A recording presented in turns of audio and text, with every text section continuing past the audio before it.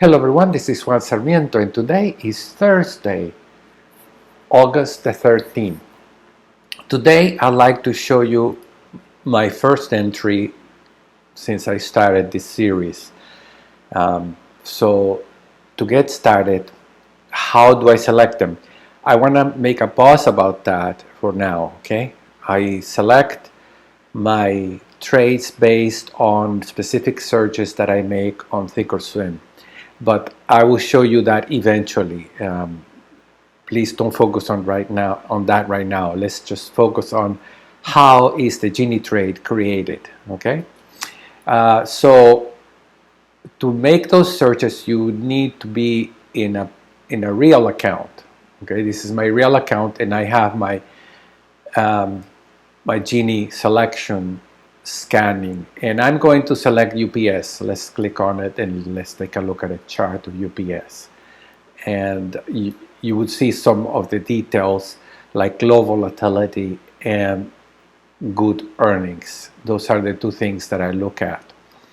Okay, so how do I determine that I want to trade this? Okay, that's all I wanted from my real account, so I'm gonna close that now, and let's focus on our paper trading account. So UPS is the trade that I have selected. So let's go to the Analyze tab and enter UPS. And here is my proposed trade. And so I have an Excel spreadsheet that helps me determine if I want to trade this or not. As you can see here, I have MA, QCOM, Disney. Those are trades that I consider and discarded. So I focused now on UPS, and you would see that I use this spreadsheet to help me determine whether I want to trade this or not. Okay, so I'm gonna look over here, and let's first tell you what is the Genie Trade. The Genie Trade consists of two back month straddles, long straddles, and one short front month straddle.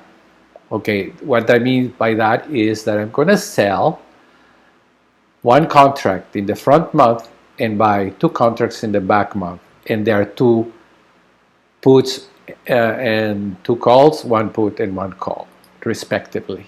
Okay, and you can see that I entered the date here, and in my trade selected, I copied it from here. I created it here in my Analyze tab. I created it, so I copy that and paste it here. Paste. And as you can see, there are two lots. That means that there are really two Genie trades. Again, 2 and 1, two back front month, two long back month straddles, and one short front month straddle. So it straddles 1 and 2. The strike price is here, 160, as you can see. So I'm going to put it just for reminder, I have 160. But I'm doing two copies, so in the end you end up with two short straddles and four long straddles. Okay. Why do I do that? Because my account can handle it, and I'm going to discuss that in a minute. But you can see the price of the one single trade is $38.40 times 200. Okay, if you are doing two lots, you multiply that 38 by 200. Okay, so here we go, and I'm going to enter here the number. See, in this Excel spreadsheet, I have to enter the cost of an individual Genie trade, which is 38.4 times 200 is $7,680. If that seems to be a lot, well, it is less than 10% of my account. But in reality, experience tells me that when I enter a trade like this, in the end, I don't risk any more than 1 to 2% of my account, and 1% is perfectly acceptable. 2%, I don't recall ever getting to that much of a loss. Usually it's 1% if I have a big loser. Okay, so there is my trade. Let's go back to the Excel spreadsheet because I need to enter more details. Earnings, that's a big criteria here. Let's go back to the earnings, and if you could click on the chart, you would see here that the last earnings report, UPS had $2.13 actual earnings when the proposed or the estimate was 1.064. Okay, so I have entered that here, those numbers, 1.064 and 213, and that is a percent difference of 100%. So they reported twice as much as they were expecting to trade, and that defines that as a good choice for trading. Anything that is above 10% is good in the previous earnings. Okay, that's a earnings beat that tells me that the stock is going to move strongly. Now, in this case, has already moved strongly, but it could then now continue on the movement or collapse. I don't know what is going to happen. That's why I prefer to enter the Genie Trade in this case. It's a perfect, great candidate for that. Let's move on to the volatility skew. So if you go to the Analyze tab again, you'll see here that we have the trade, and we have the front month options in the lower end and the back month options in the top end. And here is the volatility of each one of those options. So let's enter them here, okay? Front month, I put them here on the top and here at the bottom, but they're inverted here. So I'm going to actually do it 26.47. It's a little upside down, but you get what I'm trying to do, I think. That's 28 on average of the two calls and puts. And now for the back month, 29.41, and the for the puts is 30.55. So we average the two, and the difference between the averages of the front month and back month is minus 1.8. It says we can trade it. Usually it's better if the skew is positive, but that's very rare actually. Usually it's negative. The skew is acceptable to trade, and if it is 3% or 3, that's fine. Okay, in this case it's 1.8, so that's perfectly fine.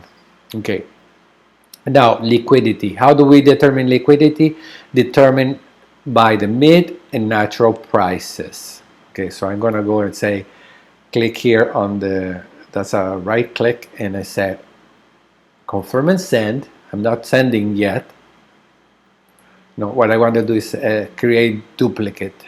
Yeah, and that shows me the mid and the natural. So 38.4 and 40. 38.4 and 40. As you can see, real time it was a little better, but it says here do not trade. Usually the acceptable is 3%. I think it's the fact that markets are closed that it gives me, it was completely fine during market hours, as you can see. So it's a change a little bit after hours. We can confirm that tomorrow morning before we enter the trade.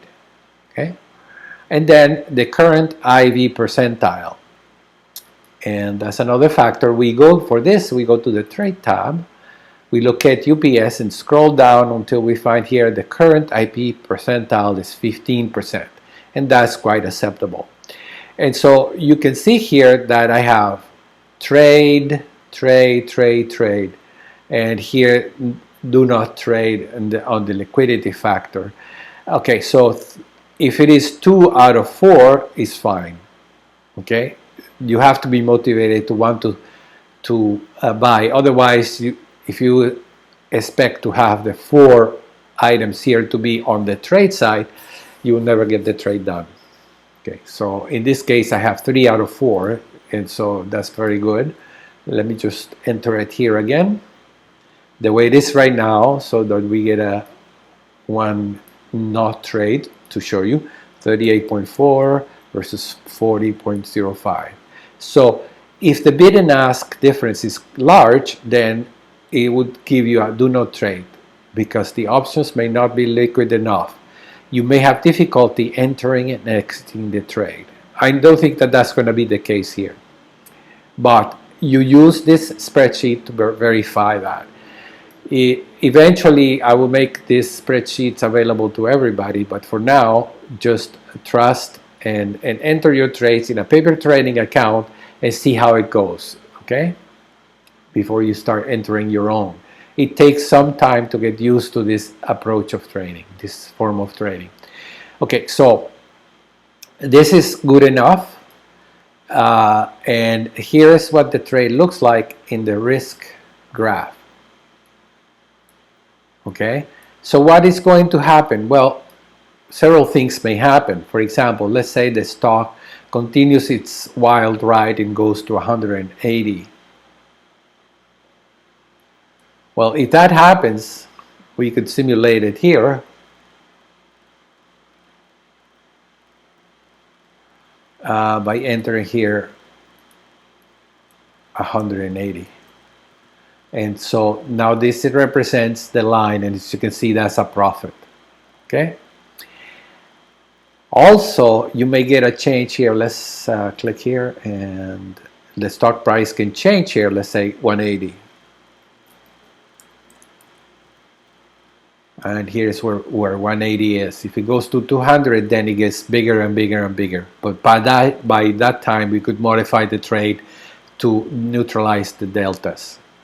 You would see that eventually, I guess. Okay, so let's reset here. And 180 is my zero change, okay? In addition to that, you may have an increase in volatility.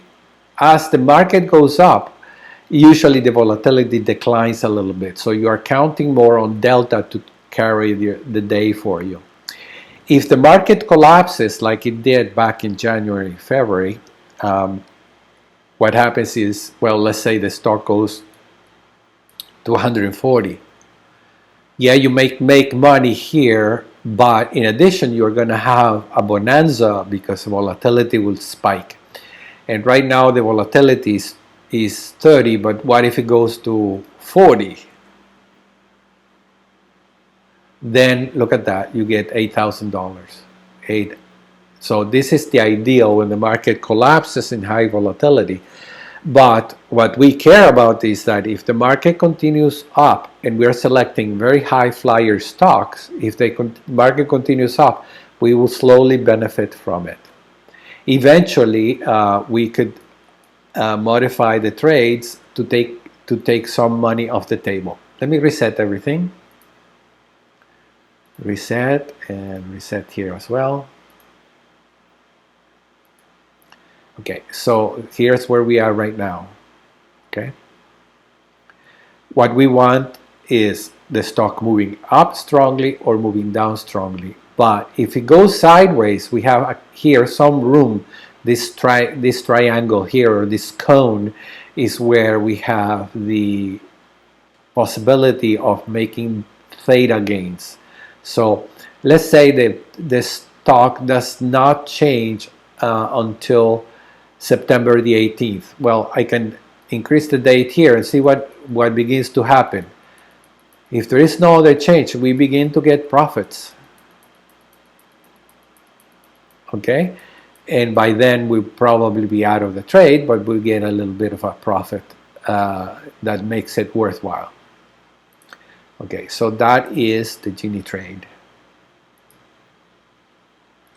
If the stock goes up, we would have 2 long calls and 2 short calls, so we can always move those 2 long calls higher at a higher strike price to neutralize my deltas. Now, right now the deltas are 13, so it is okay to have a little bit of a positive delta. Why? Because you will make money if the stock goes up thanks to delta, but if the stock moves down, volatility would increase and you will make your money with vega. Okay, so a collapse in the stock market will not hurt you, it will make you a great deal of money. And this is what happened with this account back in January. It essentially doubled. No, it went like 50% in value. But if the stock market continues on higher, or like it did, it bounced up again, I adjusted, make some adjustments so that as the market began to go up, I continued to make money. That's the principle behind this trade. So let's enter this UPS trade, and we'll keep you informed as what happens. We will look at them every Thursday. You don't have to look at this every day. Looking once a week is more than enough. Now I'm going to go quickly through all these trades here and see if I want to, because I am only doing this once a week, I want to see if I need to change anything. So first we have Apple. And with Apple, this is actually the second trade I've done.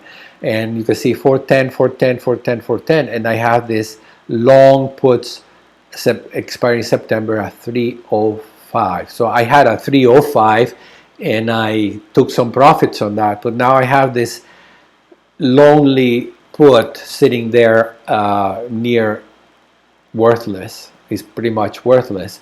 So how about we take whatever we can from there, analyze closing, and we get 57 cents.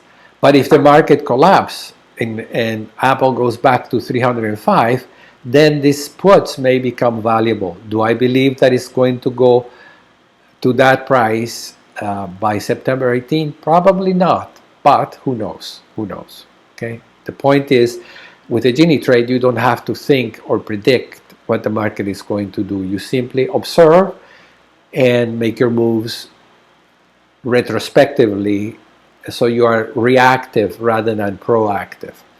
Okay, so I say I want to get rid of this. You could, you don't have to. It's going to give you a credit of $114. Okay, let's do that. So I could say $114. I don't care about $114. I have $90,000, but this $114 may turn into $500. If the market collapses, it could even be higher. Okay, I'm just going to close it anyway. All right, let's go to Costco. Okay, all you have to do is see how long before the stock expires, the options, the front month options expire. This is September 11th. There's plenty of time. Also, has the stock move up significantly for me to take profits?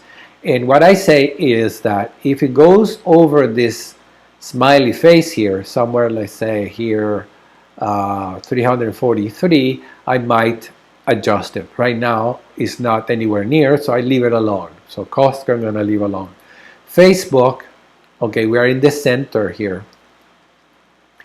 And in this case, we have 255. I have a 255 Genie trade here. And I have a 205. Okay, we have two puts, one long call, one short call. So that's a bearish trade. Again, you can get out of that one, or you can just let it sit there as what I call a lottery ticket. Who is to say that that Facebook, some bad news come in the market and it collapses like it did in January, is going to be a bingo situation. I will make plenty of money on that one. Or you can select to quit that. I'm going to leave it alone. I have my short here is 205 expiring on August the 28th. So there's plenty of time before that happens. Let's go to MNST. In this case, we have August 21. That's next week. If you say add simulated trades, you would see here that it shows we have 8 days to expiration. So with 7 days to expiration, we can do what I call a rollover, meaning the shorts can move forward. Okay, I'm going to do that. The stock is trading at 83, so it's way ahead. In fact, it's making a new high. So yeah, let's do that rollover. To keep it simple, I'm going to do a rollover of the two shorts, be the call and the put. And I'm just going to close the August 21 and go to September 25th, or let's do 18, for example. And that gives me $22 credit. That's not a whole lot, okay? Because it's moved so far out far up that you're not going to get a whole lot. But I'd rather get some money than not at all. So let's send that off and see if it gets filled. If not, it doesn't matter. Microsoft, this was a leftover. I made money on that going up, and now it's just I left over that put. It's pretty much worthless now. Yeah, $1.85 times 100 is $185 times 2. Let's close that. I don't think Microsoft is going to go down before September. Really don't have to think of it that way. It would have to fall here. I guess that's possible, not very likely. So you can take the profit or you can just let it sit there. I'm going to let it sit as a lottery ticket because it may, same with the Apple, I'm going to cancel that as well.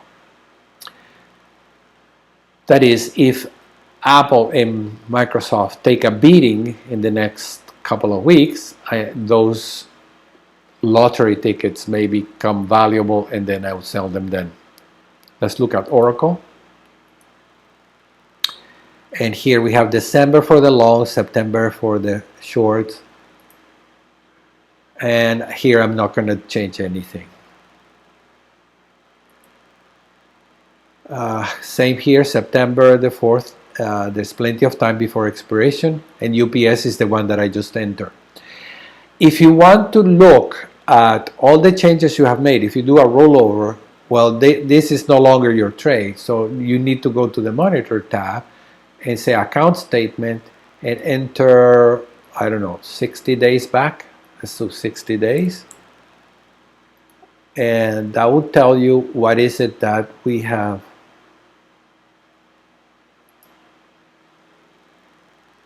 It says fills here, and we have a long and a rollover. This is a starting position back on July the 9th. In August the 7th, I did a rollover. And if you say right click and say Analyze Trade, it shows up here in the Analyze tab so you can see exactly how much money you have made. And here I have a $320 loss. Okay, and that may motivate you to close the position or wait until the September before you do that. And don't be too cautious about it, because what may happen, this is not an eternal loser. You think, there's no way I can make money with that. Well, yes, you could. Look at what happens if I increase in volatility, let's say 5%. Then bingo, I'm making money suddenly. Volatility is going to change these things. And volatility will increase if the market begins to collapse. So we don't know what is going to happen, but what if nothing like that happens? Let's reset here. But what if Oracle goes up? Let's say there is some piece of news and now the stock is trading at $65 overnight. Then now that becomes profitable. So you just have to be patient sometimes. Okay? And when the earnings comes, then you make the decision whether you want to keep the trade or not. By the way, Apple is going to split. You can see the date here is on August the 31st. And that implies that Apple may continue to go up until the split happens. Okay, so you can think that Apple may be going up. But when that happens, you're going to end up with 4 times the number of options. So you may want to close the trade just before the split, simply because your commissions will increase. Okay, that's all I have for today. So try to look at the UPS, enter it in a paper trading account, and follow with me. Every Thursday, I'm going to go through all these positions. Eventually, it will become very clear, and I'm going to explain things in detail. So don't worry about it. Just make sure that you subscribe and make sure that you click on that bell so that you can be notified when I enter a new video, which essentially will be making new trades. Okay? Thank you very much, and I'll see you next Thursday. Bye-bye. Please be sure to subscribe to this channel by clicking on the subscribe button below. Once you have done that, be sure to also click on the bell so you get a notification of future videos coming up in this channel. Be sure also to click like if you enjoyed this video, and feel free to share it with your friends and family. Thank you very much.